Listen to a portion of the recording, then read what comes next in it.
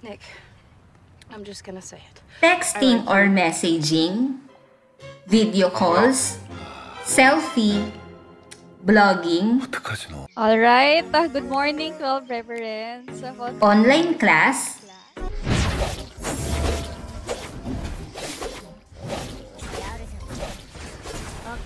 mobile gaming. Isa lang ang makakasagot niyan, ang mga smartphones na napakaraming pagpipilian. Kung dati-rati ay text at tawag lamang ang nagagawa natin sa mga cellphones, sa bilis ng takbo ng teknolohiya ay lumago na rin ang kakayanan ng mga ito.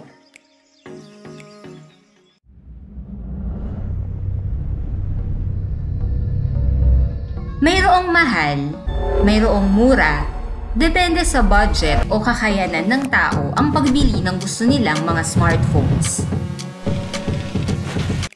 Ngunit kung iyong mapapansin, bakit kaya higit na mas mura ang mga Chinese brand phones sa market kaysa sa iba? That you're free to take to a bunch of different carriers. Hello mga kaibigan! Welcome po muli sa aking channel.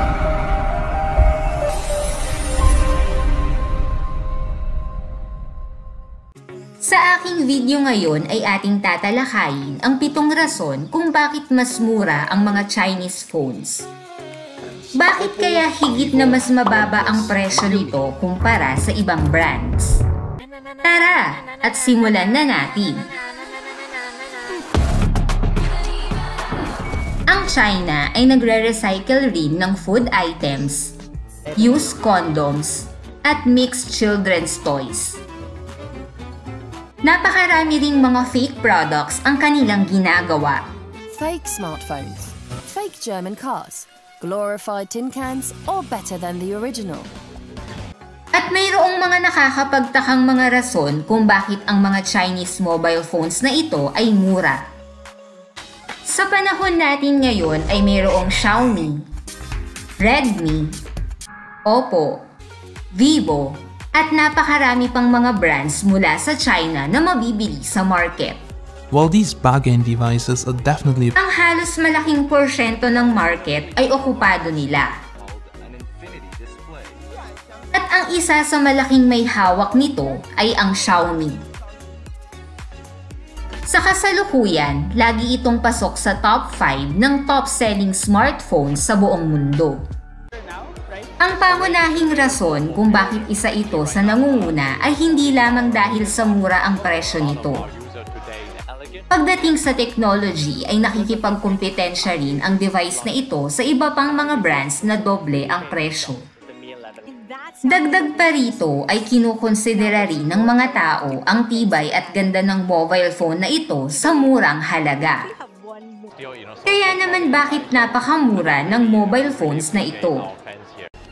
Number 1. Labor.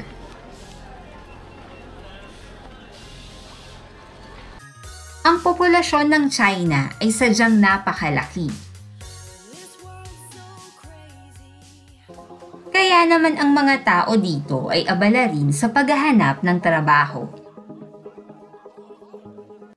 Para sa ating kaalaman, ang China ay isang manufacturing hub. Dahil dito, ang numero ng mga empleyado ay napakataas, ngunit kasabay nito ay napakataas din ng bilang ng mga tao. Kaya naman ang mga kumpanya ay nakakakuha ng cheaper labor. Ayon sa isang report, ang China ang mayroong pinakamurang labor sa buong mundo. Kaya naman, kinakailangan nilang magtrabaho ng mas mahabang oras upang maka-earn ng mas malaking sahod. Ang mga polisiya rin ng mga kumpanya rito ay napakahirap. Ang mga workers ay kinakailangang magtrabaho overnight. At dahil nga ang labor ay nasa mababang rate, ang price rate ng produkto ay automatic rin na nababawasan. Number 2. Cheap marketing. Ang mga Chinese ay mayroong cheap marketing lamang at hindi rin sila gumagawa ng malalaking mga showrooms. Sila ay gumagastos rin ng maliit na halaga para sa marketing na isang dahilan kung bakit ang presyo ng kanilang produkto ay mababa. AGM X2 手机防水防摔还能防尘，独有水上漂技术，安装原厂漂浮块，落水即漂，永远不沉，令你高枕无忧。AGM。 MIIT said the government will increase investment in core technology research and development while publishing policies to support corporations. Number 3. Government support.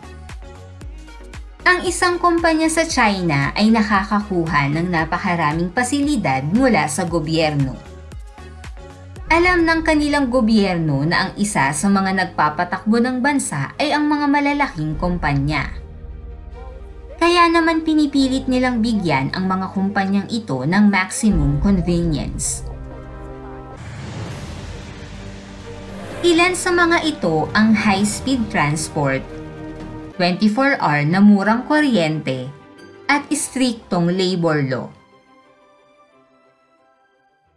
Sa kabuuan, ang gobyerno ay nananatili sa pabor ng mga kumpanya, ngunit pagdating sa mga workers ay hindi sila nabibigyan ng mga pasilidad. Number 4. Export. Thanks to robots, Yangshan hasn't only increased its turnover dramatically. Patuloy na pinapasiglan ng gobyerno ng China ang pag-e-export. Dahil sa rason na ito, kapag ang goods ay pinapadala ng China sa ibang bansa, sila ay nagpapatong lamang ng napakaliit na charge. Iyan din ang dahilan kung bakit ang kanilang manufacturing cost ay mababa. Dahil dito, ang mga mobile phones at iba pang mga produkto nila ay mura. Number 5. Online sale. Very successful in the past 20 years, but it is still two-dimensional. Sa China, ang karamihan ng mobile phones ay binibenta online. Ang mga kumpanya ay hindi na kinakailangang magbayad pa ng malaking komisyon. Sa kondisyon na ito ay hindi na nila kinakailangan pa ng dealer o distributor. Ang kanilang mga produkto ay nararating ang mga customers ng direkta, kaya naman ang presyo ay sadyang mas mababa. Number 6. Research. Pangkaraniwan, kapag naglalabas ng bagong produkto ang mga kumpanya sa market, kinakailangan nilang magsagawa ng napakaraming pagsasaliksik o research. At ito ay kailangan nilang gastusan. Kinakailangan nilang gumugol ng oras at pera. At napakalaki ng impact ng rason na ito sa presyo ng mga produkto. Sa China, kadalasan ang mga kumpanya ay kinokopya na lamang ang produkto ng ibang kumpanya, kaya hindi na nila kinakailangang magsagawa pa ng pagsasaliksik. Kaya naman kung walang research, walang gastos, at mas mura ang magiging produkto. Number 7. Quality. Alam nating lahat na ang ilang mga goods o produkto mula sa China ay hindi matibay. Ang kalidad ng mga ito ay mababa. Ngunit sa totoo lang, ang quality naman ng mga ito ay hindi gaanong kababa upang maging useless waste. Sa katunayan, ang China ay gumagawa ng lahat ng uri ng quality products at nag-iwan naman ito ng magandang impresyon sa mga customers. Sabi nga nila, depende sa ibabayad mo ang kalidad na iyong makukuha. Ngayon mga kaibigan, ay alam nyo na ang mga dahilan kung bakit ang mga mobile phones sa China ay napakamura. Salamat pong muli sa panonood at huwag niyo pong kalilimutan na mag-hit ng subscribe button at i-click ang bell button para ma-notify po kayo sa aking mga bagong upload na videos.